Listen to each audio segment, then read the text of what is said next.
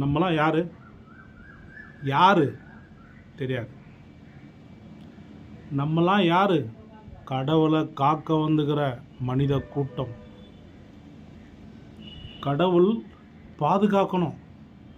நீ கேட்கலாம், அடா 8 கை, 8 கையிலும் எத்தனை ஆயுதம், 10 தலை, விதவிதமான ஒரு இடத்துலாச்சும் AK-47 துப்பாக்கி இருக்குதா, பீரிங் இருக்குதா, அணுகுண்டு இருக்குதா? இதெல்லாம் இல்லாத இந்த காலகட்டத்தில் இந்த கடவுளை காப்பாற்றுறதுக்காக கடவுளே படைத்த உருவம்பா நம்மளாம்.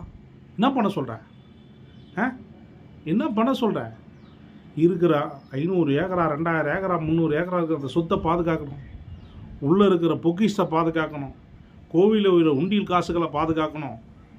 தீண்டத்தகாதவர் உள்ளே வரக்கூடாது. அவங்க வரதுனால தான் கடவுள் இந்த பூமி விட்டு போயிடுறாரு. என்ன பண்ண சொல்கிறேன்? சாமி போயிடுச்சுன்னா நம்மளை யார் காப்பாற்றுது? அதனால தான் வர்ணாசிரம் செய்து வைக்கிறோம். இவாள் இங்கே நிற்கணும், இவாள் இங்கே வரணும், இவாள்கிட்ட இருந்து வாங்கி நம்ம வச்சு நம்ம சேமமாக நன்னா இருக்கணும் அப்படின்னு பேசி காலங்காலமாக நம்ம தலையில் வேப்பல் அடித்து சாம்பலை போட்டு திருநரை கொடுத்து, நான் என்ன சொன்னாலும் நீ கேட்டவன்டா மடப்பயலே, முட்டாப்பயலே, டே உனக்கு அறிவு ஞானமே வரக்கூடாதுடா. இந்த உலகத்தில் வேட்ட கிரகத்துக்கு நீ போனாலும் அந்த அறிவியல் ஞானங்கள் எப்போது ஜெயித்தாலும் நான் சொல்கிற மூட பழக்கத்தில் தான் உங்கள் வாழ்க்கை இருக்கணும், உன் பொண்டாட்டி புள்ள இருக்கணும், உன் குடும்பம் இருக்கணும், எதிர்காலம் இருக்கணும்.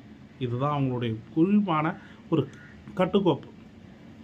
சரி விடுப்பா, ஒரு ஹாஸ்பிட்டலுக்கு போகிறோம், என்ன ஜாதினா கேட்டு போகிறோம்.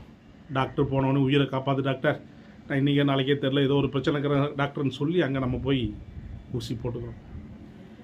ரோட்டில் அடிபட்டு இருக்கும்போது இவாளெல்லாம் என்னை காப்பாற்றணும், தொடணும், மற்றவெல்லாம் தொடக்கூடாதுன்னு சொல்லிடுமா? கிடையாது.